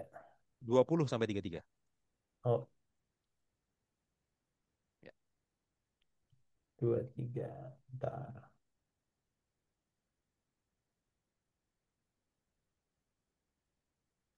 Janji dan teguran kepada Israel.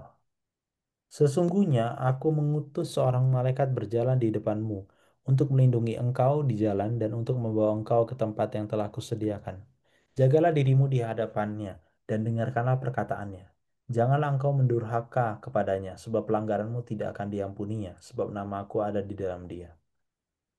Tetapi jika engkau sungguh-sungguh mendengarkan perkataannya dan melakukan segala yang kufirmankan, maka aku akan memusuhi musuhmu dan melawan lawanmu. Sebab malaikatku akan berjalan di depanmu dan membawa engkau kepada orang Amori, orang Het, orang Feris, orang Kanaan, orang Hewi, dan orang Yebus. Dan aku akan melenyapkan mereka. Janganlah engkau sujud menyembah kepada Allah mereka atau beribadah kepadanya, dan janganlah engkau meniru perbuatan mereka Tetapi haruslah engkau memusnahkan sama sekali patung-patung berhala buatan mereka. Dan tugu-tugu berhala mereka haruslah kau remukan sama sekali. Tetapi kamu harus beribadah kepada Tuhan Allahmu, maka Ia akan memberkati roti makananmu dan air minumanmu, dan aku akan menjauhkan penyakit dari tengah-tengahmu. Tidak akan ada di negerimu perempuan yang keguguran atau mandul. Aku akan menggenapkan tahun umurmu. Kengerian terhadap aku akan kukirimkan mendahului engkau. Aku akan mengacaukan semua orang yang kau datangi, dan aku akan membuat semua musuhmu lari membelakangi engkau. Lagi, aku akan melepaskan tabuhan mendahului engkau, sehingga binatang-binatang itu menghalau orang Lewi, orang Hewi, orang Kanaan, dan orang Het itu dari depanmu. Aku tidak akan menghalau mereka dari depanmu dalam 1 tahun, supaya negeri itu jangan menjadi sepi dan segala binatang hutan jangan bertambah banyak melebihi engkau. Sedikit demi sedikit aku akan menghalau mereka dari depanmu, sampai engkau beranak cucu sedemikian, hingga engkau dapat memiliki negeri itu. Aku akan menentukan batas daerahmu dari Laut Teberau sampai Laut Filistin, dan dari padang gurun sampai Sungai Efrat, sebab aku akan menyerahkan penduduk negeri itu ke dalam tanganmu, sehingga engkau menghalau mereka dari depanmu. Janganlah mengadakan perjanjian dengan mereka ataupun dengan Allah mereka. Mereka tidak akan tetap diam di negerimu, supaya mereka jangan membuat engkau berdosa kepadaku dengan beribadah kepada Allah mereka, sebab tentulah hal itu menjadi jerat bagimu. Oke ya. Di sini Tuhan menyampaikan bagaimana cara mereka nanti menaklukkan tanah perjanjian, ya kan? Tadi disebut nama bangsa-bangsanya apa ya. Di tanah Kanaan itu kan ada beberapa bangsa yang sudah tinggal di situ ya. Waktu bangsa Israel masih diperbudak di Mesir, beberapa bangsa sudah tinggal di tanah Kanaan. Ya, bagaimana caranya orang Israel nanti akan menaklukkan bangsa-bangsa itu? Ya. Sebelum kita bahas ya, kita mundur dulu ke kitab Kejadian.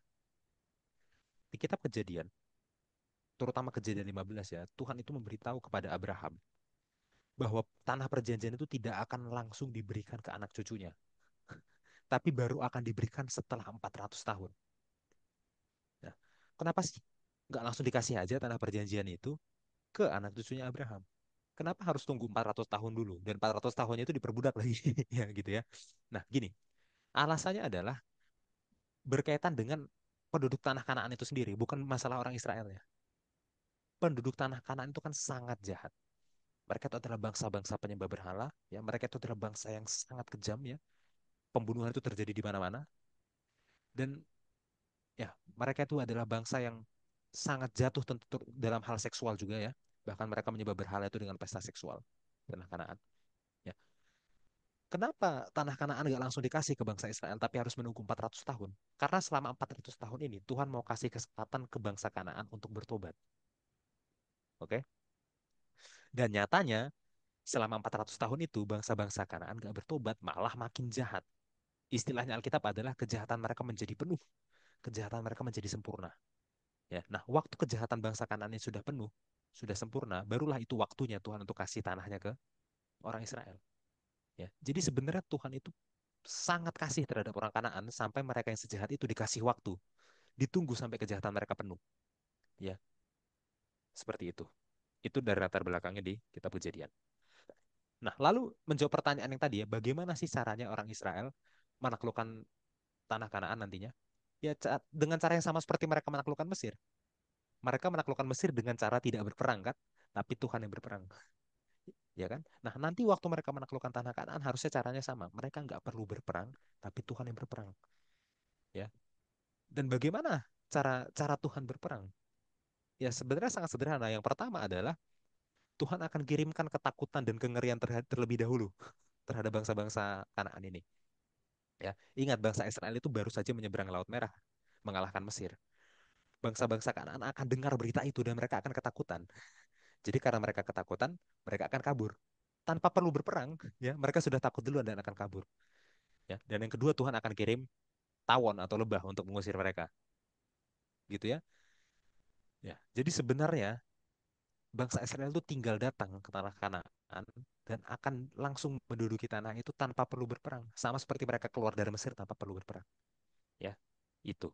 Nah, tapi kenapa nanti waktu kita baca ya di kitab-kitab selanjutnya, kenapa ujung-ujungnya mereka tetap berperang melawan bangsa Kanaan untuk menaklukkan tanah perjanjian?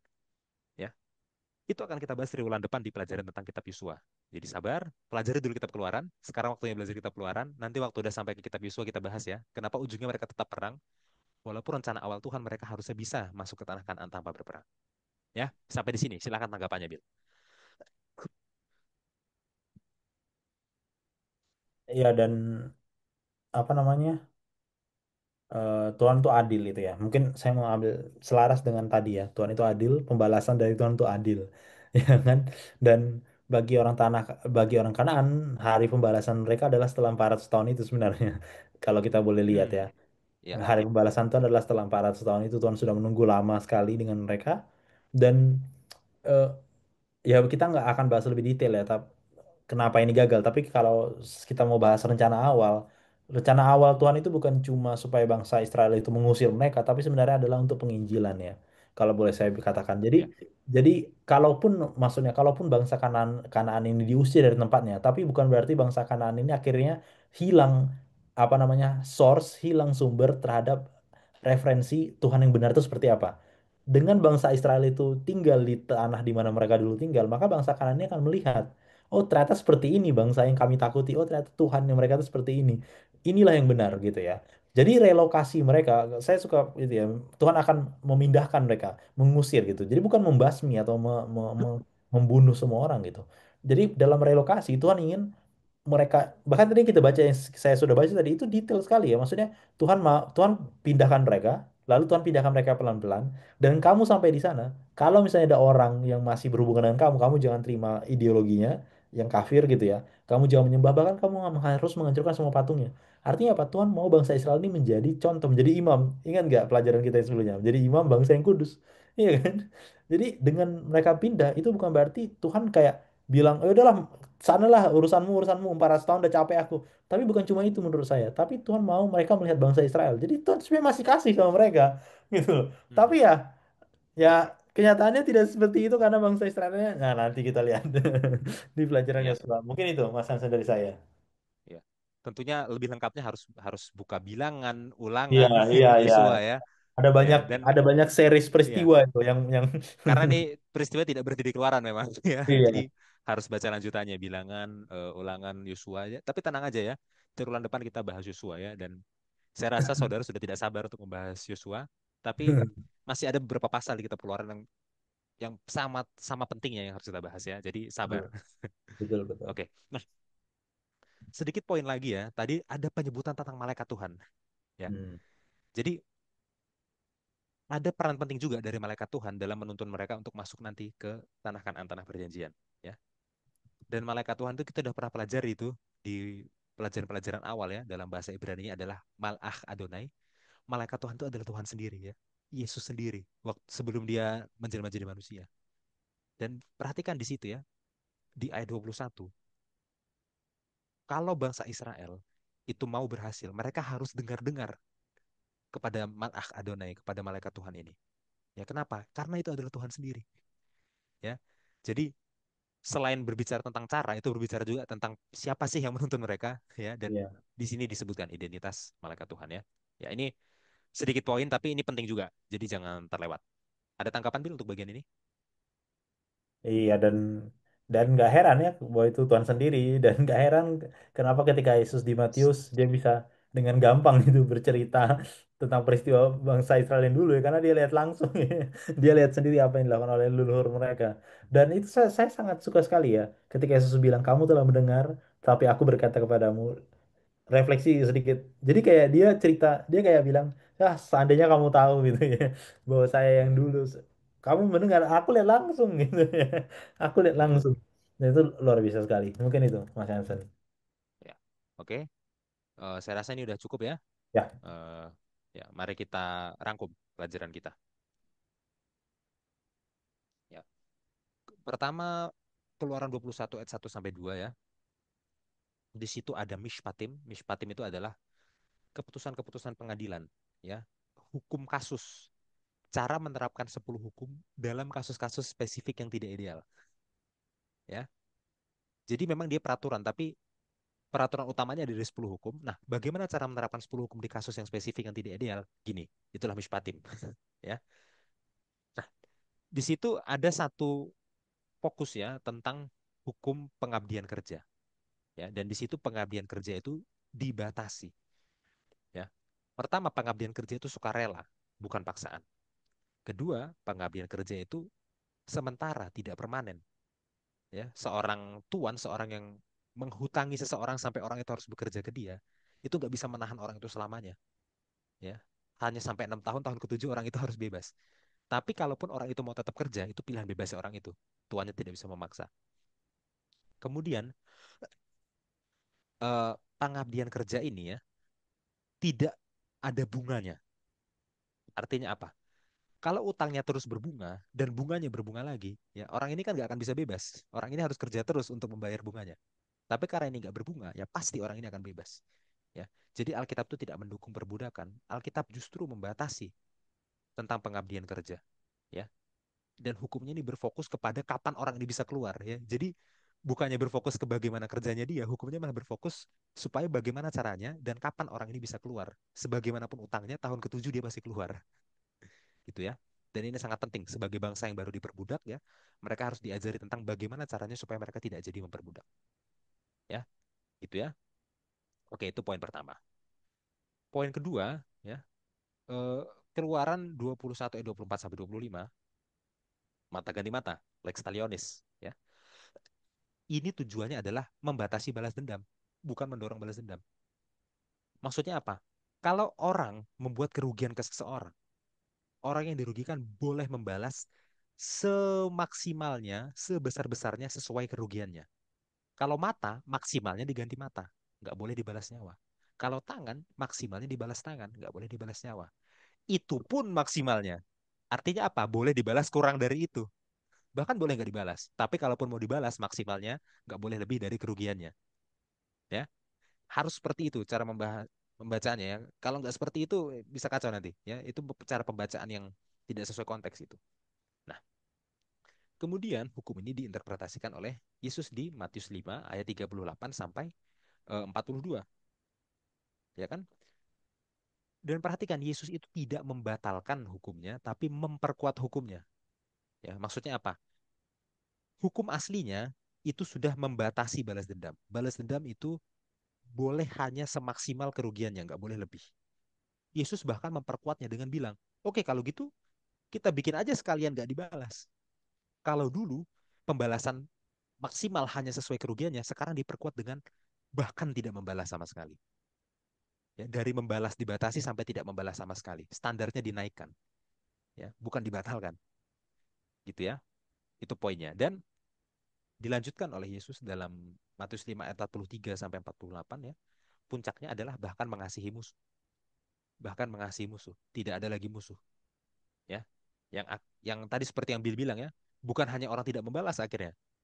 Orang bahkan tidak akan melakukan kejahatan yang awal, ya. Iya. Bukan hanya orang berbuat kejahatan dan tidak dibalas. Yang berbuat kejahatan pada awalnya ini pun tidak akan melakukan lagi karena sudah kasih prinsipnya, ya. Ini.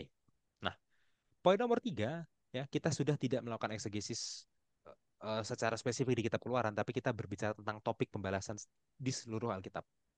Ya. Bagaimana sih Alkitab mengajarkan konsep pembalasan? Ya. Yang pertama adalah Ulangan 32 ayat 35. Jelas, pembalasan hanyalah haknya Tuhan. Ya, itu sesuai dengan teks Ibrani ya. Pembalasan hanyalah hak Tuhan. Tapi ternyata Septuaginta menerjemahkannya dengan sedikit menambahkan penafsiran. Septuaginta bilang bukan hanya Tuhan yang punya hak, itu jelas. Tapi Septuaginta menambahkan waktunya kapan. Waktunya itu nanti pada hari pembalasan. Memang betul Tuhan yang membalas, tapi secara spesifik spesifik waktunya adalah nanti pada hari pembalasan. Ya. Kemudian Paulus mengutipnya di Roma 12 ayat 19 ya. Tadi Bill sudah jelaskan konteksnya adalah tentang bagaimana orang Kristen harus berhadapan dengan orang non-Kristen yang mungkin mempersekusi mereka. Ya, artinya persekusi itu jangan dibalas dengan kutuk tapi balas dengan kebaikan. Itu kan? Eh, Paulus bilang bahwa kalau bergantung pada kamu, kalau bergantung pada kamu, jangan membalas. Artinya apa? Jangan melakukan balas dendam pribadi. Jangan lakukan balas dendam pribadi, ya. Tapi kalau tidak bergantung pada kamu, contoh, ada satu kesalahan yang bukan bergantung pada kita, mau dibalas atau enggak, tapi bergantung ke pengadilan. Ya biarkan. prosesnya berjalan. Karena kan udah nggak bergantung pada kita, bergantung pada pengadilan. Biarkan prosesnya berjalan. Ya, saya tiba-tiba terpikir contoh kasus apa yang tidak bergantung pada kita. Contohnya kasus korupsi gitu. Korupsi itu Iya, bukan bergantung ke kita yang mau balas atau enggak, karena korupsi kan bersalahnya bukan satu lawan satu. Ya, itu biarkan iya. aja pengadilan yang berjalan gitu ya. Ya, gitu. Jadi kalau bergantung ke kita jangan dibalas. Tapi kalau bergantungnya ke eh, apa pihak lain, contoh pengadilan ya biarkan berlanjut. Nah, ya. Dan intinya adalah sama ya, seperti ulangan 32 35, pembalasan adalah hak Tuhan. Pembalasan adalah hak Tuhan. Ya. Kalaupun ujung-ujungnya ya sistem pengadilan dunia pun gagal, ya pembalasan itu adalah hak Tuhan. Dan kalaupun tidak dilaksanakan sekarang, itu akan dilaksanakan nanti pada hari pembalasan. Ya, gitu ya. Ya, kutip juga bisa dikutip Roma 2 ayat 9, kemudian selain Roma 2 ayat 9 bisa dikutip Matius 16 ayat 27 ya. Itu ada penyebutan lebih spesifik tentang hari pembalasan ya. Seperti itu. Ya. Tentu saja begitu masuk ke topik ketiga ini ya, itu akan banyak sekali cabang-cabang pembahasan ya. Dan Iya, akan kasus banyak ini muncul kasus. pertanyaan. Karena ini sudah topikal. Ayatnya aja udah dari berbagai kitab itu. Asal topiknya sama ya. Tapi ya saya rasa saudara juga harus bijak menggunakan waktu ya. Bukan berarti semua kasus harus kita bahas saat itu juga kok. Nggak gitu konsepnya dalam Hmm. berdiskusi ya. Seperti itu. Oke. Kemudian ya ini mungkin bisa singkat saja ya. Dalam Keluaran 21 sampai ya 21 ayat 33 sampai 23 ayat 19 ya di situ ada berbagai banyak hukum ya.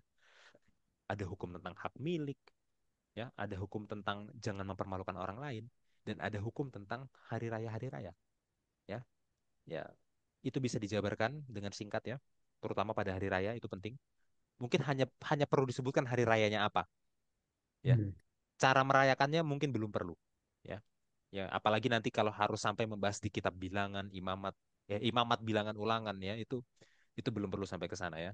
Nanti Hmm. kapan-kapan kita bahas itu ya. Gitu. Nah, kemudian poin nomor 5 adalah Keluaran 23 ayat 20 sampai 33 ya. Tentang bagaimana sih harusnya orang Israel nanti caranya mereka menaklukkan tanah Kanaan, tanah perjanjian. Ya. Pertama, ingatkan lagi ke kitab Kejadian. Di kitab Kejadian, Tuhan sudah menjanjikan tanah kepada Abraham dan keturunannya. Ya, tapi Tuhan bilang, tanahnya tidak akan diberikan kepada anak cucu, kepada keturunan Abraham sampai 400 tahun kemudian. Ya, artinya apa? Jangka waktu ini diberikan kepada orang Kanaan untuk bertobat. Selama 400 tahun ini ditunggu apakah bangsa-bangsa di Kanaan ini bertobat atau enggak. Tapi nyatanya mereka enggak bertobat. Mereka malah semakin jahat dan kejahatan mereka sampai menjadi penuh, menjadi sempurna. Ya, dan waktu itulah akhirnya ya tanah perjanjian dikasih kepada bangsa Israel ya. Waktu mereka keluar dari Mesir ya. Seperti itu. Ya. Lalu bagaimana cara mereka harus menaklukkan tanah Kanaan? Ya, sama seperti cara mereka menaklukkan Mesir. Mereka menaklukkan Mesir tidak berperang, tapi Tuhan yang berperang. Sama, mereka nanti menaklukkan bangsa-bangsa di tanah Kanaan tidak perlu berperang, tapi Tuhan yang berperang. Bagaimana caranya Tuhan berperang? Tuhan akan mengirimkan kengerian dan ketakutan supaya mereka akan keluar dengan sendirinya tanpa harus berperang. Ya, karena kan berita kalau bangsa Israel baru menyeberang Laut Berau, ya, itu akan sampai ke bangsa Kanaan. Waktu berita ini sampai mereka akan takut dan waktu mereka takut mereka keluar sendiri. Jadi waktu bangsa Israel nyampe, mereka nggak berperang, tanahnya itu sudah kosong, ya. Hmm. Dan Tuhan akan kirim tawon juga untuk mengusir mereka, gitu ya. Itu poinnya, ya. Dan tadi Bill menjelaskan ya bahwa ini adalah sebuah bentuk penginjilan juga. Karena nanti waktu mereka sampai ke tanah Kanaan, bangsa-bangsa Kanaan yang lain itu akan melihat mereka. Dan di situ akan jadi bentuk penginjilan. Ya, itu akan menjadi menjadi penggenapan bagaimana seharusnya bangsa Israel menjadi kerajaan imam, menjadi imam bagi bangsa-bangsa lain itu. Ya. Tapi waktu kita sampai nanti ke kitab Ulangan, Bilangan, Ulangan, Yosua ya, ujung-ujungnya di Yosua terutama ya, ujung-ujungnya mereka akan tetap berperang.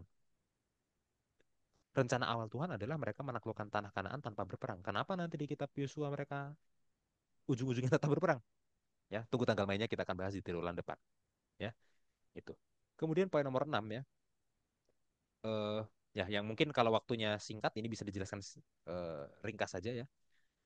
bahwa mereka masuk ke tanah Kanaan itu nanti adalah perannya Mal'ah Adonai, perannya malaikat Tuhan. Ya, malaikat Tuhan yang memimpin mereka. Ya, dan itu adalah Tuhan sendiri. Yesus sendiri sebelum dia menjelma menjadi manusia ya. Dan orang Israel dijelaskan harus menurut kepada Mal'ah Adonai ini karena dia adalah Tuhan sendiri.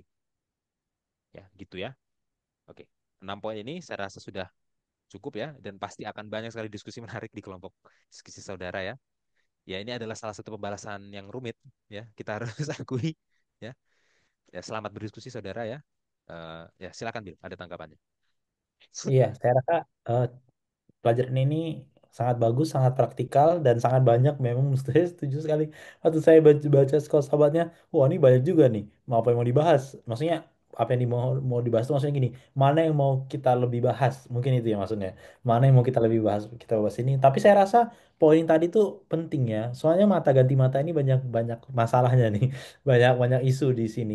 Dan saya rasa itu juga yang di highlight oleh jadi muskala gitu dalam pelajaran sekolah sahabat kita gitu di antara banyak hukum kan kayak hukum hak milik tadi kan sebenarnya dia bisa highlight di situ juga gitu tapi dia nggak memilih lebih banyak highlight di sana gitu ya dia milih pembalasan ini sampai bahkan dia ambil topikal sampai ke Roma gitu dia ambil jadi Iya, saya rasa ada alasannya lah kenapa dia pilih yang ini dan ya kita bisa ikuti gitu ya saya rasa ini juga bagus mungkin kalau dari saya itu aja sih Mas Hansen. ya, oke. Ya, kalau gitu mari kita tutup dalam doa. Oke, saudara-saudara, sampai di sini pelajaran kita. Saya akan pimpin kita dalam doa. Mari kita bersatu dalam doa. Bapa kami di sorga, terima kasih atas kesempatan yang kau berikan pada kami untuk mempelajari firman-Mu melalui sekolah sahabat. Bantu kami Tuhan untuk bisa mengerti apa yang sudah kami pelajari, bisa melakukannya, dan bisa membagikannya kepada orang lain. Hamba-Mu berdoa secara khusus untuk guru-guru sekolah sahabat yang akan mengajar sahabat ini, berikan mereka hikmat, dan kuasa dari sorga. Terima kasih Bapa di sorga, ampuni kami akan segala dosa kami. Di dalam nama Tuhan Yesus kami berdoa. Amin. Amin, amin, Baik, amin. saudara semua, shalom.